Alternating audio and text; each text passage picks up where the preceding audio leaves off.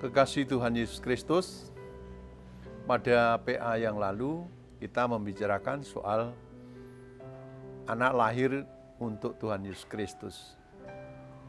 Mestinya itu menjadi landasan kita setiap jemaat Tuhan untuk bisa memperhatikan dengan benar bagaimana kita menerapkan firman Tuhan dalam kehidupan kita sehari-hari. Kita tidak boleh dengan sembarangan untuk mendidik anak-anak kita, karena anak-anak kita adalah anak Tuhan, adalah anugerah Allah.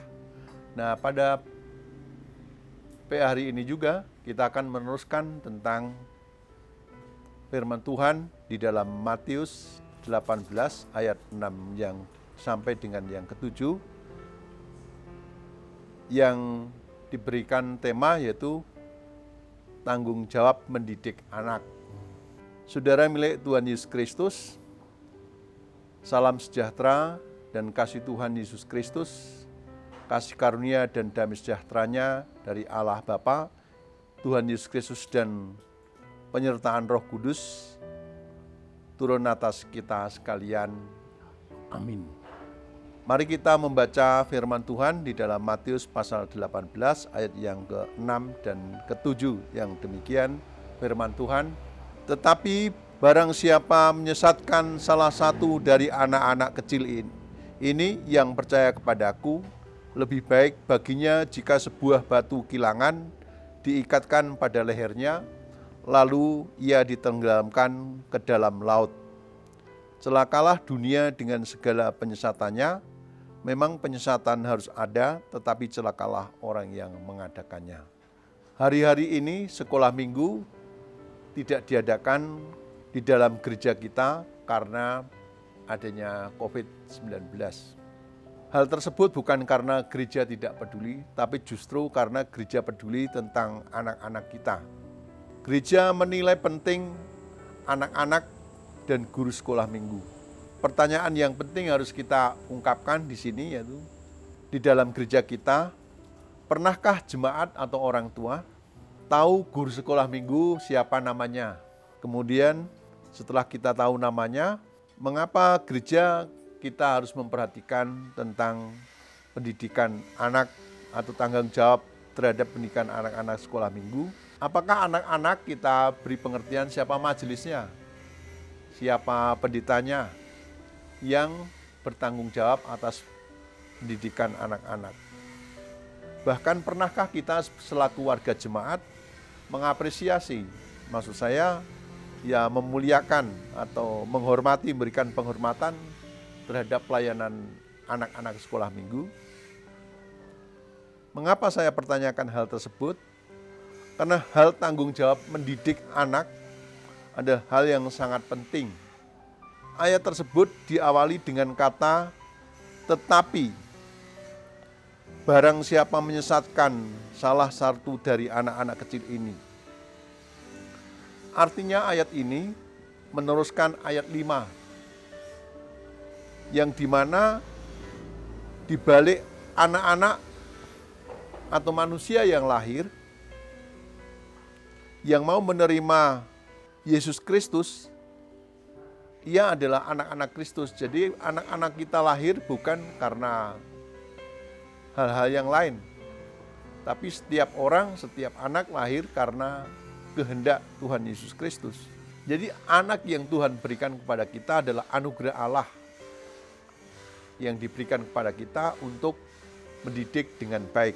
Jadi siapapun yang mendidik dengan baik dan bertanggung jawab, dia adalah menerima Kristus seperti PA waktu yang lalu.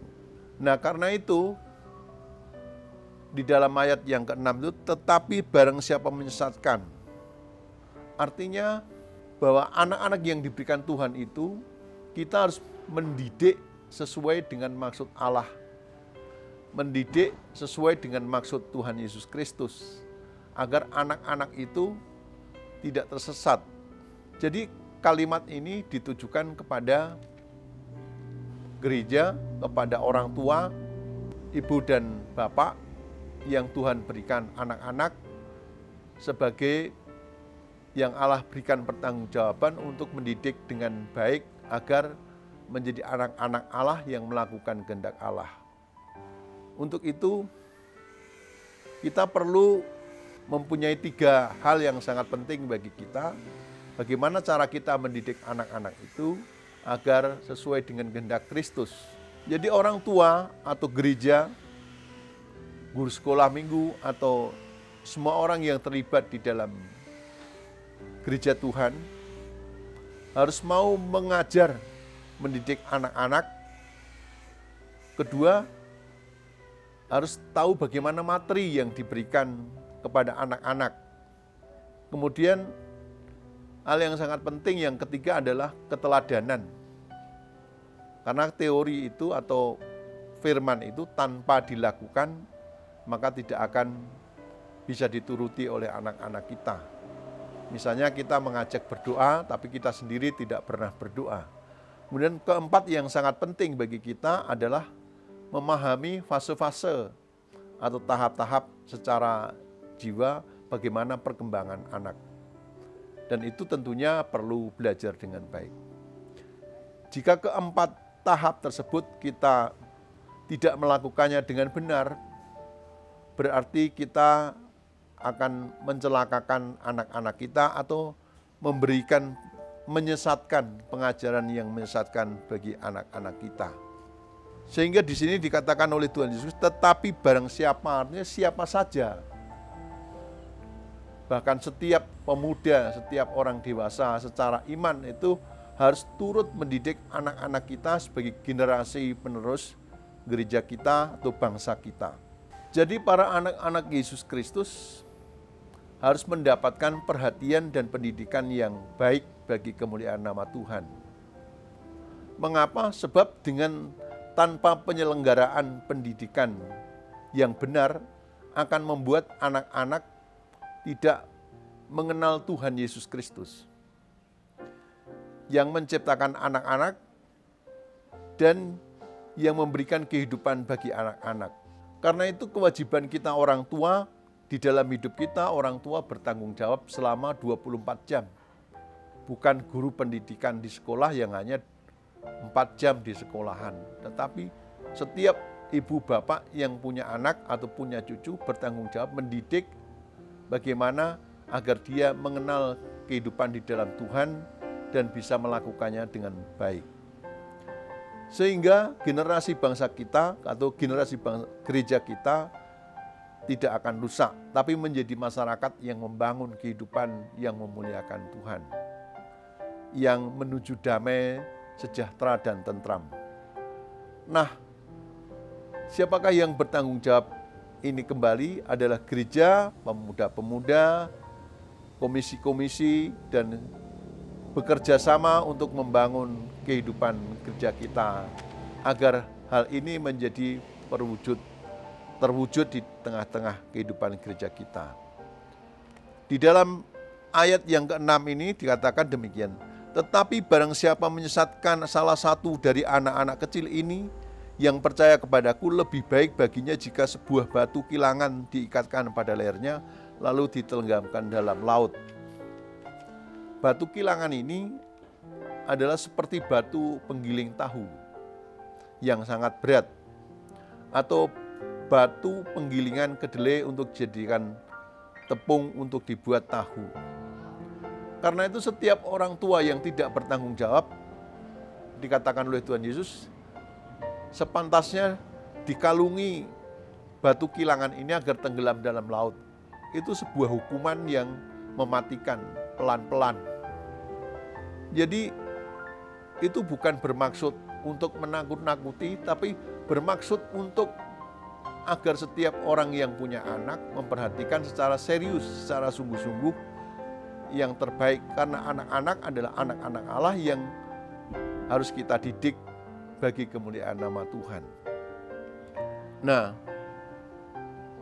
oleh karena itu, saudara-saudara kekasih Kristus, marilah kita memperhatikan pendidikan anak-anak kita agar menjadi murid Tuhan Yesus Kristus yang baik. Contoh-contoh yang kita lakukan misalnya adalah biasa memberikan firman Tuhan kalau kita duduk dimanapun kita berada. atau ada waktu-waktu untuk bersama-sama merenungkan firman Tuhan di rumah kita, membicarakan setiap hal, setiap masalah kehidupan kita pada waktu kita berkumpul di rumah itu menjadi sangat penting, sehingga membuat kekuatan anak-anak kita menjadi orang yang setia kepada Tuhan dan berlaku baik di masyarakat dan di tengah-tengah gereja kita. Untuk itu, kekasih Tuhan Yesus Kristus, saya akan memberikan 3 pertanyaan yang sangat penting bagi kita untuk kita bisa mengeterapkan firman Tuhan itu secara benar. Apakah saudara-saudara merasakan pendidikan dari orang tua saudara cukup baik sehingga Anda menjadi murid Kristus yang bertanggung jawab? Kedua, bagaimana mendidik anak sebelum lahir? Misalnya, perlunya kita memperhatikan kalau anak atau istri itu sedang hamil, lalu kita doakan, kita ajak membicarakan tentang firman Tuhan, menjadi sangat penting di tengah-tengah keluarga kita. Ketiga, apakah gereja sudah memperhatikan guru-guru sekolah minggu dengan baik atau mengapresiasi pekerjaan mereka?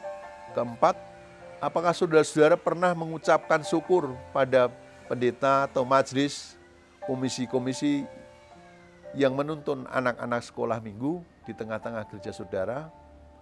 Mari pertanyaan ini menjadi sangat penting bagi pembangunan pendidikan anak-anak kita secara bertanggung jawab.